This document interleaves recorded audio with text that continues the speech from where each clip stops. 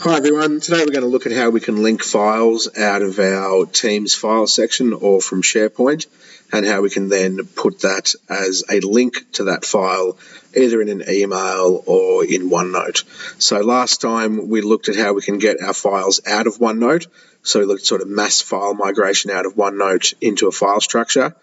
We looked at how we can then put that into SharePoint. Now we need to go into OneNote and we want to delete those embedded files that we've got so that our OneNote is no longer, in the order of gigabytes in size, so that synchronization doesn't become a problem to us. So we can see here I've got my OneNote open. Now this is the file I'm looking at specifically, Area Study 1, Cortical Lobes. I've downloaded that. I've followed the instructions in my last video. That now sits in this section here, and I want to now link that directly into that OneNote so I can delete that file. So really simply from this point of view, what I can do in here is I can go to more options, so the dots, I can go to get link. I recommend getting the SharePoint link. It'll take directly to a website, or it'll open the web application of, in this case, PowerPoint, so it's a easier transition than getting the Teams link. I'm going to copy that link, and then when I go back in here, I click in the area that I want to put it in. I'm going to click link up the top, so I'm in the insert tab, and then I click link, and it's going to come up with some options for me. So the address is the address that I've just copied, so I just push Control V to paste that into the address, and the text is going to be AOS1 Cortical Lobes. And when I click OK, it's going to put that down like that. So now when people come in to access this file, they can simply click on this, and it's going to open that in PowerPoint Online. So you can still choose to open this in the desktop app. The option will be up the top there, so you can still view it normally as you would in PowerPoint. But what this has done, it means that I can now go and delete this file. So in some cases, this might be a 10 megabyte file. So for example, that one's 2.5 megs. If I'm sharing that to, say, I'm sharing that to 100 students, then all of a sudden that's 250 megabytes that's synchronizing every time students want to access that file. So by having it here, it means we don't have to synchronize. We simply click on that one link and it takes it to us. So I can now simply click on delete, and people can now access it via that link there. Now, what's important to understand, if we follow that process, it means that the people viewing that file need to also have the rights to access this file storage area. Now, in this particular instance, it's a teacher psychology file storage, so it's the teacher team for psychology, and it's a teacher's OneNote for psychology as well. So in that regard, there's no problems because all the teachers will be in that team. They all have logical access to that. But what happens when I want to share that file with students, for example? And this is really important because every year when we set up our OneNotes for students, we want to make sure that we don't have to change the links every time. So we want to be really really cautious about how it is that we're linking our files. So what I would suggest is that in this area that you're going to have some student resource sections. So I'm not even sure if we've set these up in here. I think we may have. So yeah, I've got a student resources folder in here. Now, these are the ones that I know I can link directly to students. So let's say I go in here.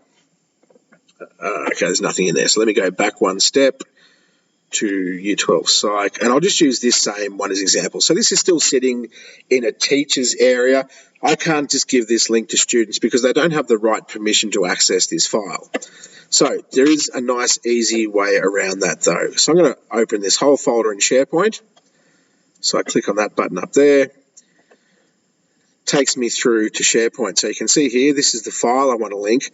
Now you'll notice we've got this option beside that file for sharing, that little arrow pointing outwards, that's to share a file. So when I click on that, it brings me up with this option here. So people in Brunswick Secondary College with the link can edit. So this means anyone in the organisation can edit. Currently, you have to be a member of this team to be able to access that file. Now, I don't want students to edit this, so I'm going to click on here and open up some more options.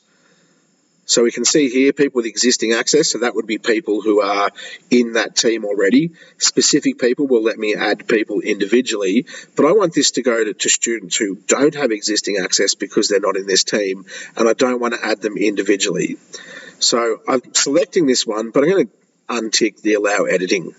Now, if I really wanted to, I could block them from downloading the file as well. That's not necessarily important to me, but certainly I don't want them to edit our documents.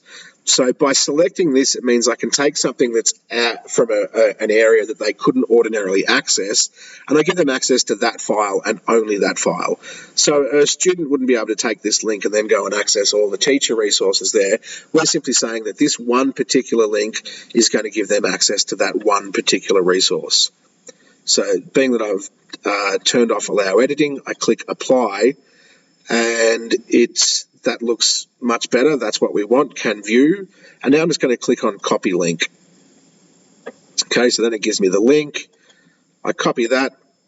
Now I can go into my student OneNote. So let's just say, for example, I've clicked off into my student OneNote, and in much the same way as I have before, I go to my insert tab up the top here. I go to insert link. I put in the text to display. I'm just going to type in resource for lesson, and then I put in that address underneath. Click OK, and there's the hyperlink. So that link is then going to take me, when I click on this, it's going to open up to where we had it before.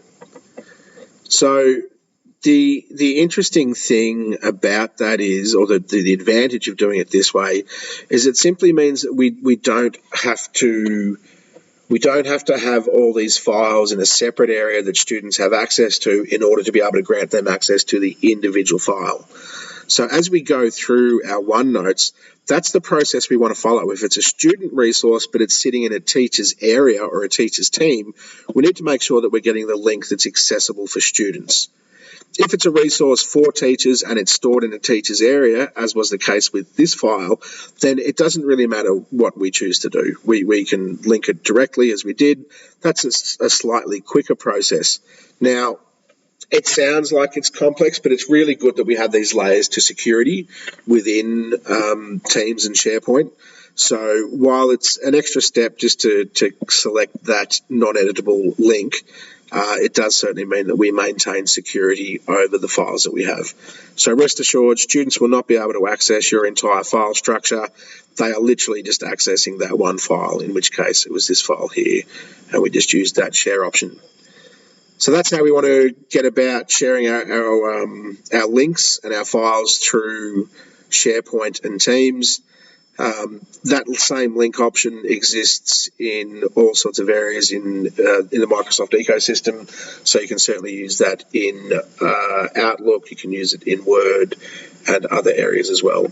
But the big advantage is it means we've got rid of those files from our OneNote, which means we're no longer synchronizing that file every time we open up OneNote. So I hope that's helped. I understand this is going to be a lengthy process, but it will certainly help us in the long run to have a logical file structure. So for the time being, start to think about where you're going to keep your student resources and where you're going to keep your staff resources. As we've chosen to do in here, certainly I'm happy to have student and staff resources living in the one area, and I'm happy to hyperlink out of here knowing very well that I'm going to set those permissions at the right level for students to access just the specific files I want them to. All right, if you have any questions, please come through and speak to me, and by all means, hit me up on chat. So please remember the chat option up here and at the top left. You can contact me via chat at any time as well, and I will certainly help you out where I can. Additionally, if you go to Teams, BSc Teams Introduction, there is an Ask Questions Here channel. Please feel free to ask those questions, but at the top of this channel, I've also linked the Teams tutorial website. So there's certainly a lot of tips throughout there as well. Thank you very much.